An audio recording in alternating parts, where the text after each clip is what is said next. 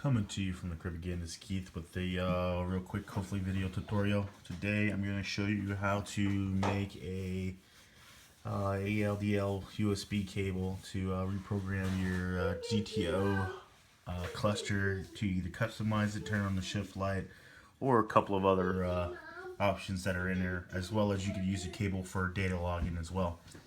To make the cable, first thing you're going to need is a couple of parts. One is going to be this FT232 to USB cable. I got mine off of eBay. Paid $6.59. It came in from China. It took about 4 days, a little over a week to get here. It actually says expected delivery July 13th through the 27th, but I've actually received it a couple of days ago. I've received it on the 1st, and it was ordered back on the... oh heck, I don't know when I ordered it. I ordered it some time ago, but it was only like literally less than a week that it got here. But that's the cable you're gonna need. The second part you're gonna need is an OBD2 connector, so that way you can solder the pins onto it. You don't have to have it. You can use a straight pin, but it makes it a whole lot easier. So first thing you're gonna want to do is grab your soldering iron. I've already soldered mine together, and I've already cut the leads off of it. But what you're going to want to do is take the TX and the RX wires, or the signals, and solder them to pin 9 on your OBD2 connector, which is going to be the white and green wire. Then what you're going to want to do is take the black wire, which is going to be the ground wire, and ground it to pin 4 or 5. In this case here, both pin 4 and 5 are the grounds, and they're already crossed over, so they're connecting each other. So I've already made my cable, and I've already cut the ends off of the other terminals. If you come to this gentleman's eBay page, he tells you which colors do what. So if you don't buy this exact one, you just want to make sure that you use the RX and the TX wires for your data transmission and receiving. Basically, you solder pin 9. Then you basically put the connector together. To put the connector together is pretty simple.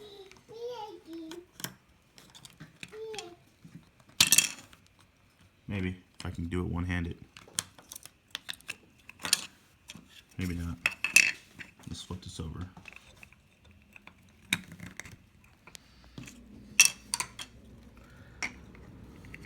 Once you get it soldered, you just basically put it together.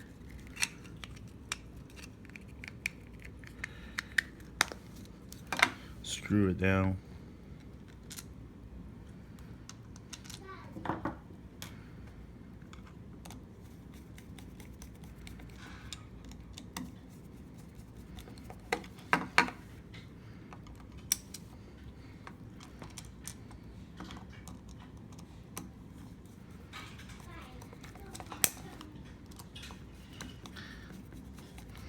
Then what you're going to want to do is come over to the 1337 vending and download the free software that they have available for the cluster mods for the GTO.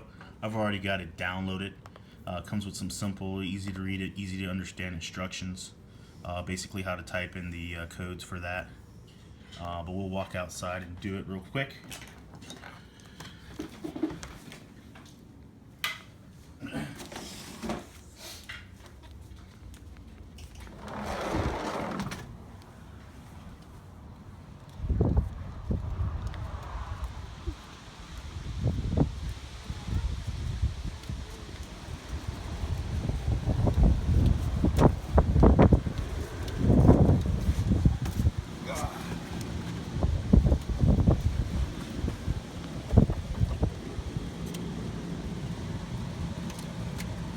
You're going to want to turn the car on. Don't start it, just turn it on. Connect it to your laptop. You're going to want to install the drivers for it. You can pull those from the Windows updates to get the drivers for the USB adapter. Once you get it all connected and installed, you're going to want to go ahead and run the VZ mod program. And it should come up and look like this. That's it. It's going to ask you right here, what do you want to do? So you're going to want to connect to the USB adapter. So to figure out which port you're on, you can do one of two things. You could bring down the list, type in list ports, and it should tell you a list of available ports. For example, mine says COM5. If you're using a desktop computer or something else and you want to figure out what your USB or ALDL cable is on your USB COM port. See if I can get this. Sorry, I'm using a MacBook, so it's a little harder. Come down here to ports, and it says serial USB serial port, so mine's on COM 5. So we're going to basically close this out. Next thing we want to do is open, if I learn how to type, COM 5, and basically it tells you that the serial port has connected. So if you want to check the current status of everything that's on your car, the way that everything's currently set up, you can do the read 9, and it basically tells you everything that's in here. So right now it says my startup logo is HSV because I've already customized it. It tells me the HSV serial number, which I have 2004 GTO. My code shift light's at 4,000. I changed that. First, second gear, third, fourth, all at 5,000. So my shift light comes on at roughly 5,000 RPMs and are in that general facility. My shift light currently is on. It was off originally, but I turned it on, and then my custom text is Keith's GTO. So if you want to, say for example, change the startup logo, as if you look right now, see up here on the dash, I've got that HSV logo, and then the off basically says Keep GTO. You can change any of that to whatever you want. The list right here on that 1337 vending tells you everything and basically how to do it for each step that you want to go through, and you want to change certain parameters on there or whatever you want to do. So for example, if you wanted to change the startup logo, so we'll say preset startup dash logo equals 5, which again, that's in the list. So now if you look right here, it tells me that my startup logo now is going to be Pontiac. So if I turn my car off and turn it back on, it'll say the Pontiac logo. Okay?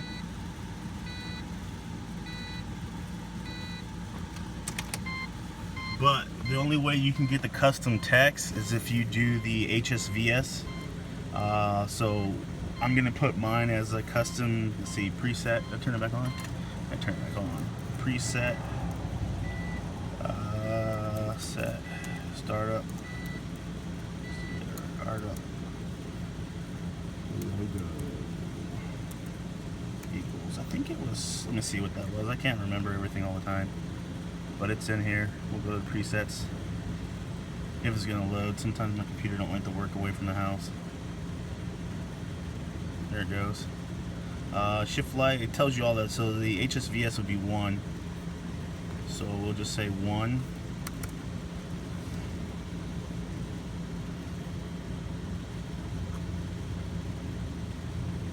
Yeah, it says error, no heartbeat detected.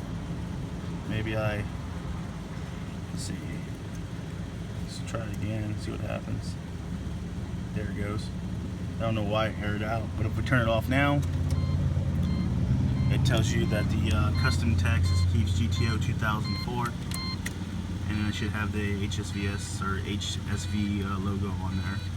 And go through the list here. There's several different things that you can do to it. Change your shift parameters, or not shift parameters, excuse me. You can change the shift light when it comes on, goes off, the RPMs that it comes on and goes off. To do that, you basically just enter in, that's to turn your shift light on. You basically turn, oh wow, let's see, that's the dimming, HSV logo, custom text. You can enter the custom text too, whatever you want. Here it is, preset for the RPMs. So you basically run this script right here for your RPMs for your red line. You got to put a comma in each one. Each comma, basically this is the one you'll run right here. The script you'd run for right there.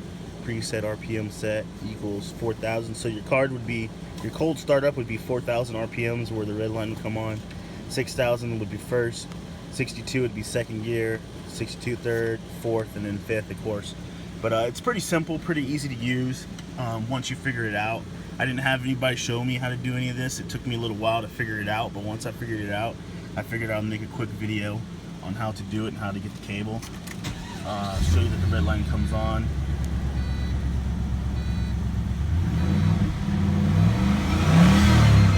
There it is, red line comes on. Uncoil that. But cool. Any questions, comments, post.